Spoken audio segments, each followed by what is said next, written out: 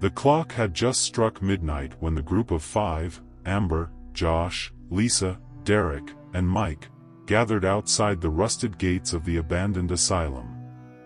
The place had a reputation, whispered about in hushed tones around bonfires and in late-night dares.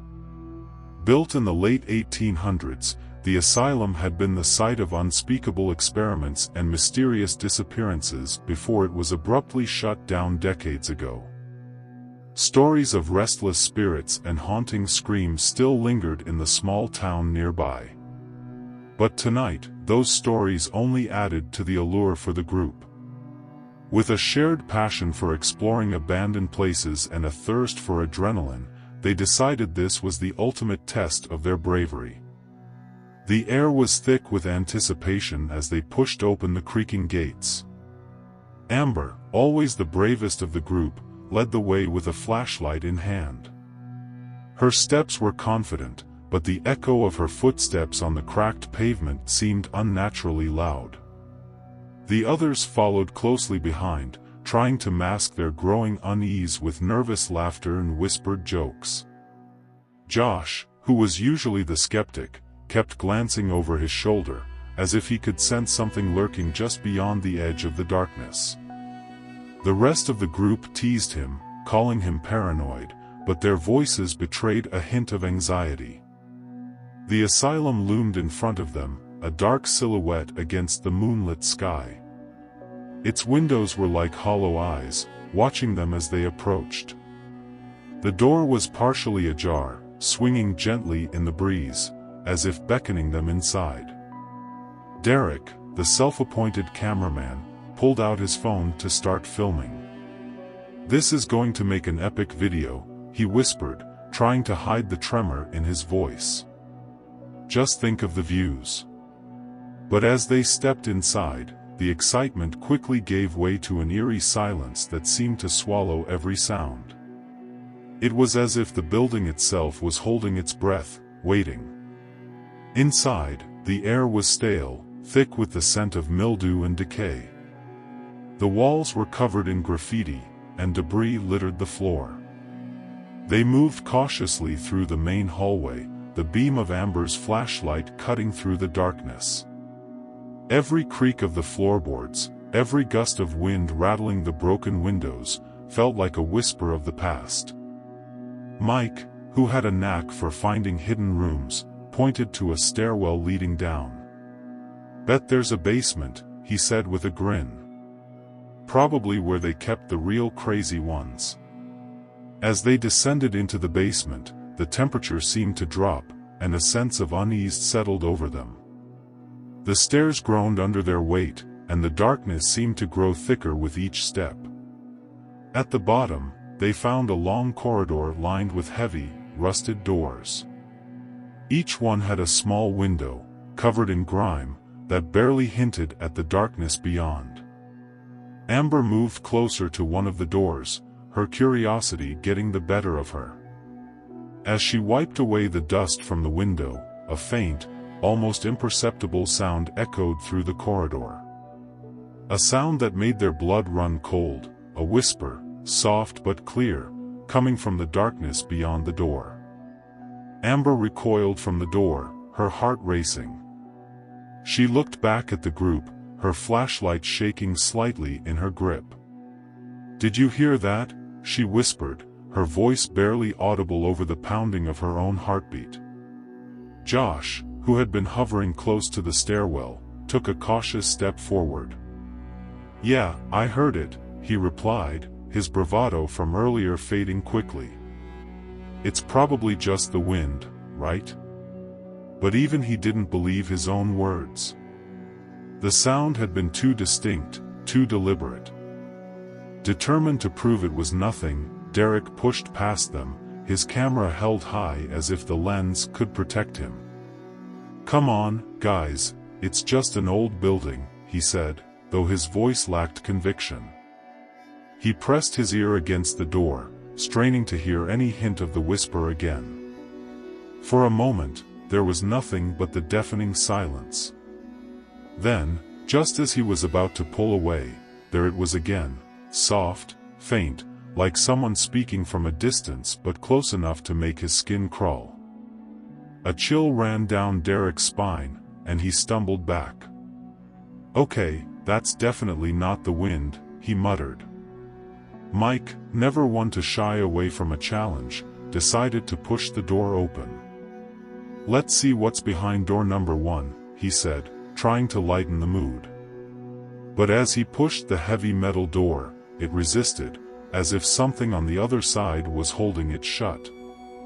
With a final heave, the door swung open with a groan that echoed through the corridor, revealing a small, dark room with nothing but shadows.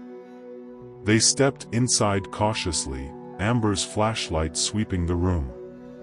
It was empty, save for an old chair in the corner and a pile of yellowed papers scattered across the floor. The walls were lined with peeling paint and more of those strange, faded symbols. Lisa, who had been quiet up until now, picked up one of the papers.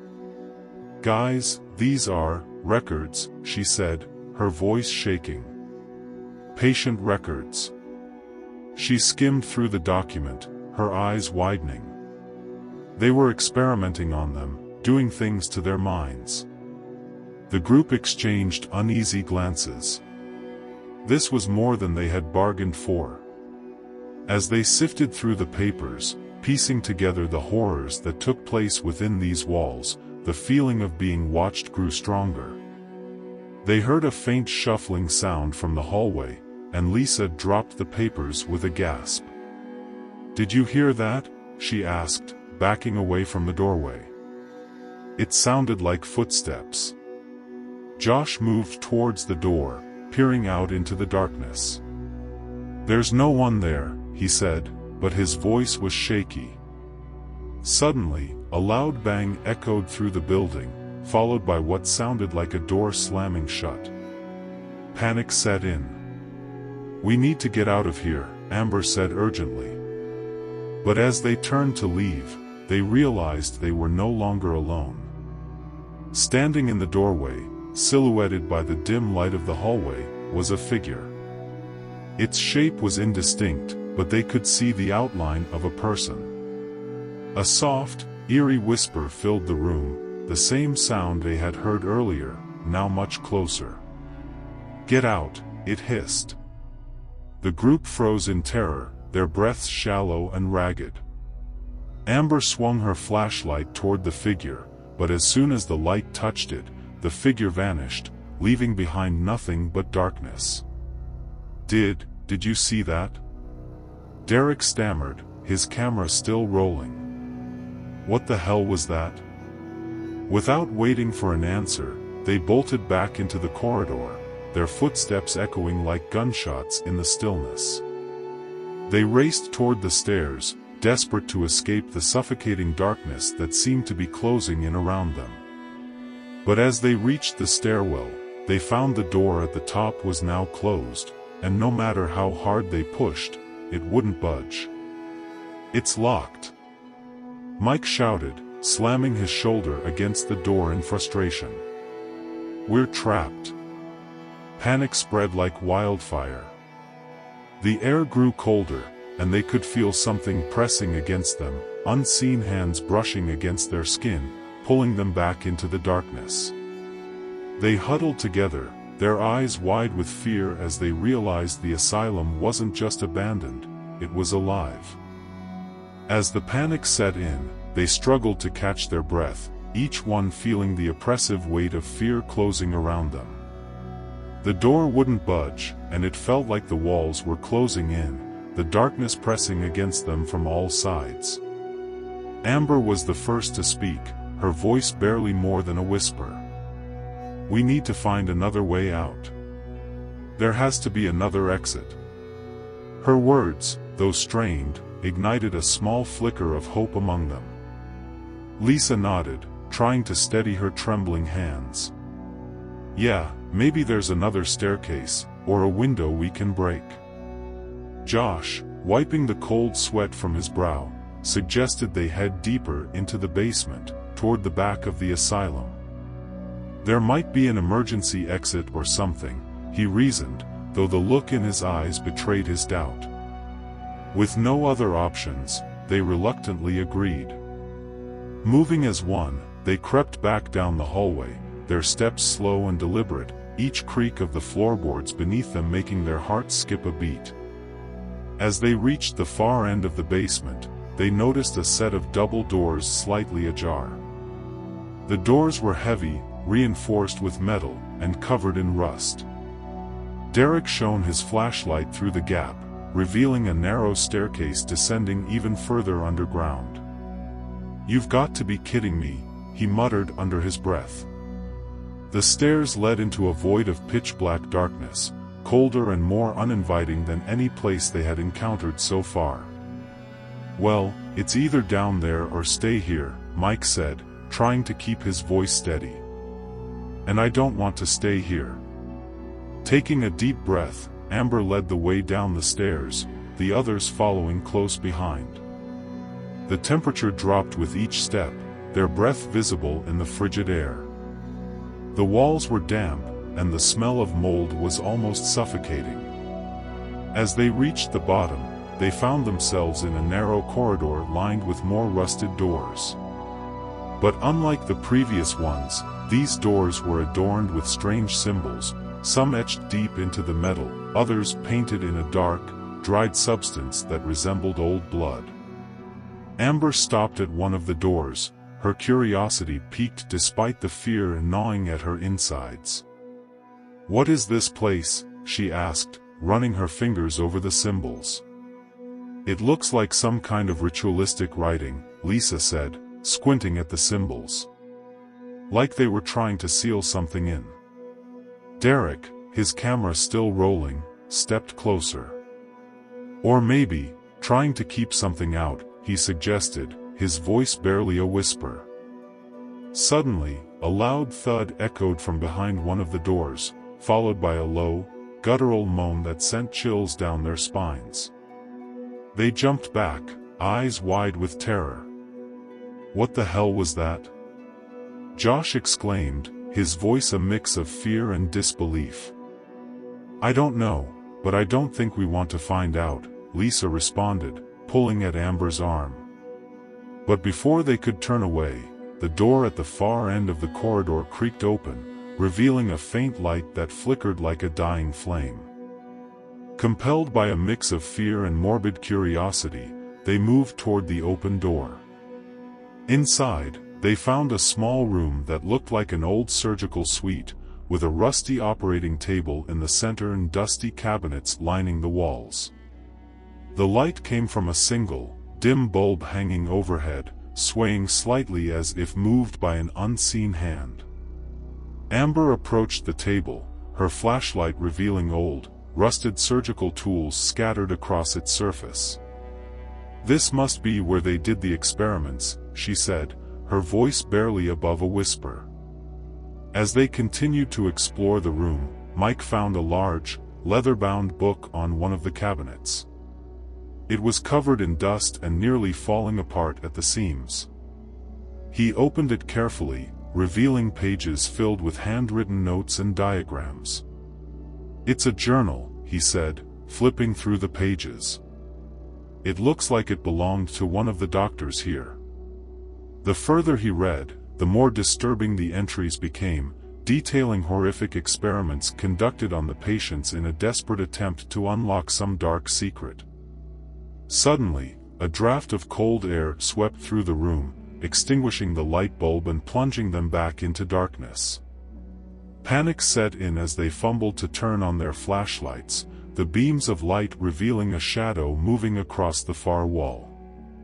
"We need to get out of here, now," Derek shouted, but as they turned to leave, the door slammed shut with a deafening bang, trapping them inside. The walls seemed to close in around them, and they could feel the presence of something sinister watching them, waiting.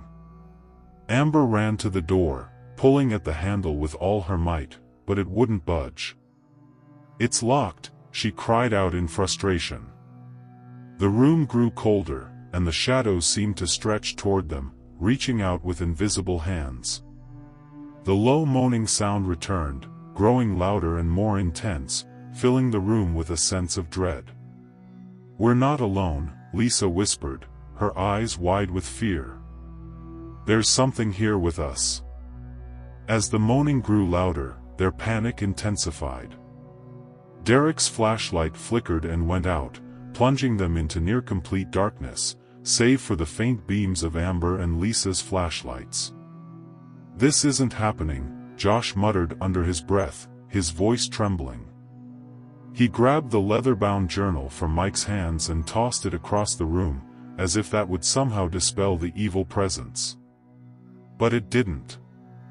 If anything, the shadows seemed to grow thicker, the room colder, the sense of dread more suffocating. Suddenly, Derek let out a blood-curdling scream. "Something touched me," he yelled, stumbling backward. His eyes were wide with terror, his skin pale. The others rushed to his side, their own fear mounting. "What do you mean something touched you?" Amber demanded, her voice sharp with fear. "I don't know." Derek gasped. "It felt like a hand, cold as ice, right on my shoulder." The group huddled together, backs pressed against the wall, eyes darting around the room, trying to spot the source of their terror. Mike, trying to maintain some semblance of control, turned his flashlight toward the center of the room, where the old operating table stood. For a brief moment, everything was still, and then they saw it, a dark, indistinct figure standing on the far side of the room, just at the edge of the light. It was barely more than a shadow, but its presence was palpable, like a void in the fabric of reality. "Do you see that?" Mike whispered, his voice barely audible. "We all see it," Amber replied, her grip tightening on her flashlight. Without warning, the figure began to move, slowly at first, then faster, its form shifting and twisting as it approached. The air around them grew colder, and they could feel a pressure building, like the weight of 1,000 souls pressing down on them. "Get away from the walls," Lisa shouted, realizing too late that they were cornered. The figure reached the center of the room and stopped, as if it were examining them, deciding what to do next. The low moan filled the room again, now sounding more like a chorus of anguished voices. In a burst of frantic energy, Josh grabbed a nearby chair and hurled it at the figure. The chair passed through it as if it were made of smoke, crashing into the wall behind with a loud bang. The figure didn't even flinch. "What the hell is that thing?" Josh yelled, his voice edged with hysteria. "I don't know, but we need to move," Amber shouted back. They scrambled away from the wall, moving as a group toward the center of the room, keeping their flashlights trained on the figure, which remained still, watching. Just then, the door behind them creaked open slightly. Derek, ever the skeptic turned believer, made a break for it, pulling the others along. "Come on, let's get out of here," he yelled. As they approached the door, it slammed shut once more with a force that rattled the entire room. "No, no, no!" Amber cried, pounding on the door. "This isn't real, this can't be real." But reality was slipping away, replaced by a waking nightmare that they couldn't escape. The figure began to advance again, and this time, they could feel its presence pressing against them like a vice, squeezing the air from their lungs. The moaning turned to whispers, unintelligible but filled with malice. "We're not getting out of here, are we?" Lisa asked, her voice barely a whisper. Mike shook his head, his face pale. "Not if we stay here," he said. "We need to find another way." They turned to face the rest of the room, searching for anything that could be an escape route. And then Amber saw it, a small, barely noticeable crack in the far wall. "Over there," she shouted, pointing with her flashlight. "There's a crack in the wall. Maybe we can break through." With renewed hope, they rushed to the wall, using the remaining pieces of broken furniture to smash at the crack. The figure, now fully aware of their intentions, let out a piercing scream that sent waves of pain through their skulls. "Hurry!" Josh yelled, swinging a broken chair leg with all his might. Piece by piece, the wall began to give way, revealing a narrow passage beyond. "It's a way out!" Lisa exclaimed, tears streaming down her face. But as they prepared to squeeze through the gap, the figure lunged forward, its form expanding, dark tendrils reaching out to grab them. "Go, go, go!" Derek shouted, pushing Amber through the opening. One by one, they crawled through the narrow space, feeling the cold, clawing tendrils brushing against their backs, pulling at their clothes. Finally, they emerged on the other side, gasping for breath in a small, dark tunnel. The walls here were made of old stone, damp and covered in moss. "What is this place?" Mike wondered aloud. "I don't care, as long as it leads us out," Amber replied, pulling herself to her feet. They could hear the whispers growing louder behind them, the figure trying to force its way through the narrow gap. "We need to keep moving," Lisa urged, already starting down the tunnel. "We can't let it catch us." The tunnel seemed endless, a winding, claustrophobic path that led deeper into the bowels of the earth. Every few steps, the ceiling would dip lower, forcing them to crouch as they moved. The air was thick and musty, making it hard to breathe, and the only light came from their flickering flashlights. "How far do you think this goes?" Derek asked, his voice a strained whisper. "I don't know," Amber replied, her voice tight with anxiety. "But we can't stop now. We need to keep going." Behind them, they could still hear the whispers, now a steady, unnerving chant that seemed to echo off the walls. Whatever was following them was relentless, and it was getting closer. "Faster," Lisa urged, her breath coming in short, ragged gasps. "We have to move faster." They pushed themselves to go quicker, their hearts pounding in their chests, feet slipping on the damp stone floor. Every step felt like it could be their last, every breath a struggle against the oppressive darkness.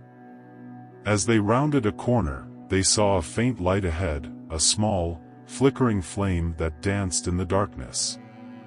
"Do you see that?"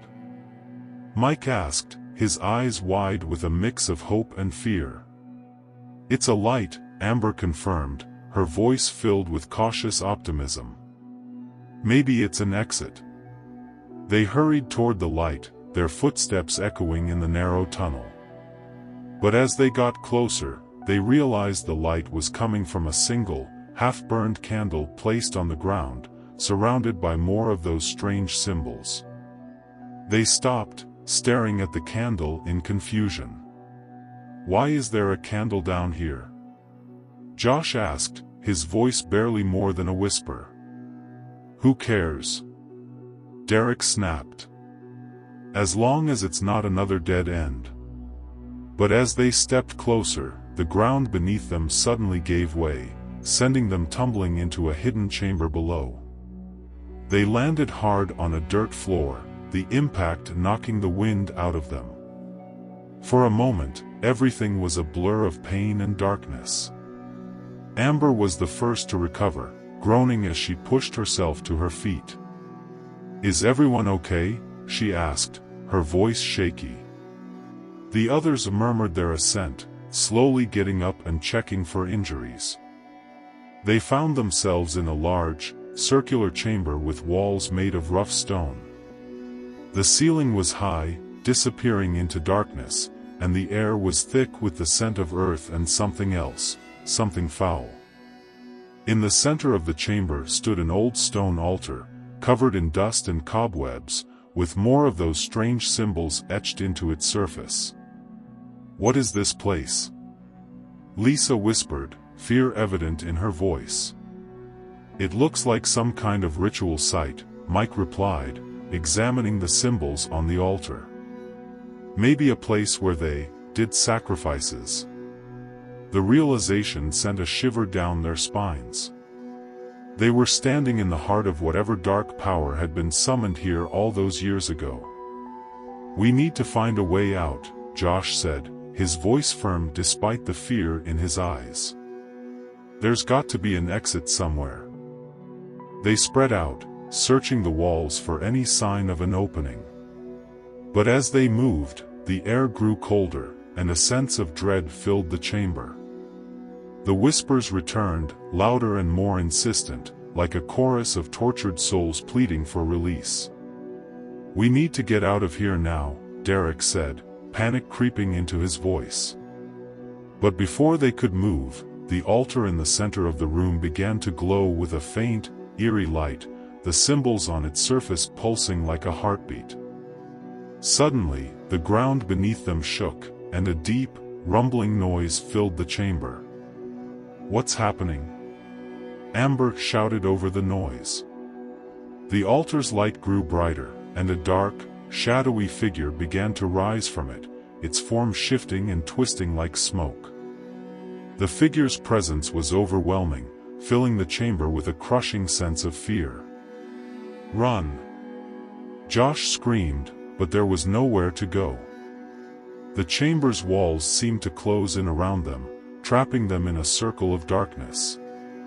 The figure moved toward them, its form solidifying with each step. Its face was a mask of anguish and rage, its eyes burning with a malevolent light. "You should not be here," it hissed, its voice echoing like 1,000 tortured souls.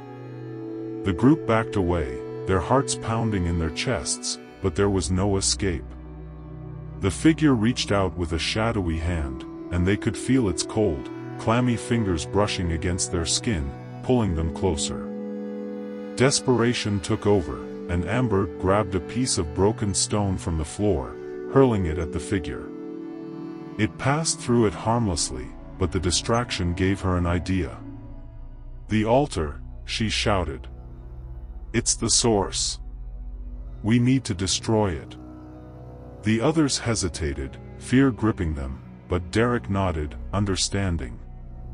"Do it," he shouted, grabbing another piece of stone. They ran toward the altar, smashing at it with all their strength. The figure let out a deafening scream, the light from the altar flickering wildly. Piece by piece, the altar began to crumble, the light dimming with each strike. The figure's form wavered, its power weakening.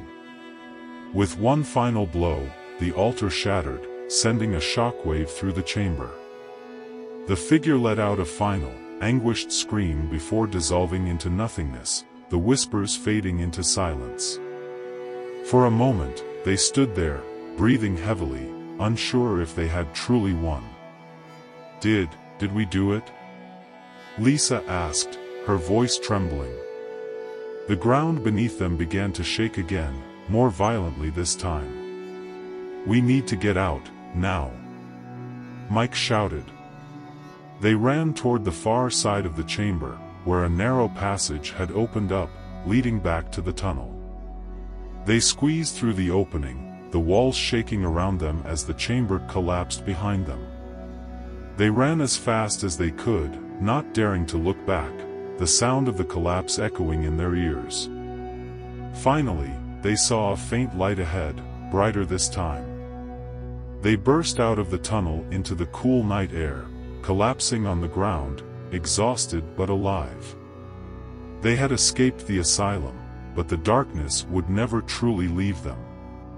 The scars it left behind were deeper than any physical wound, a reminder of the horrors they had faced and the darkness that still lurked in the shadows.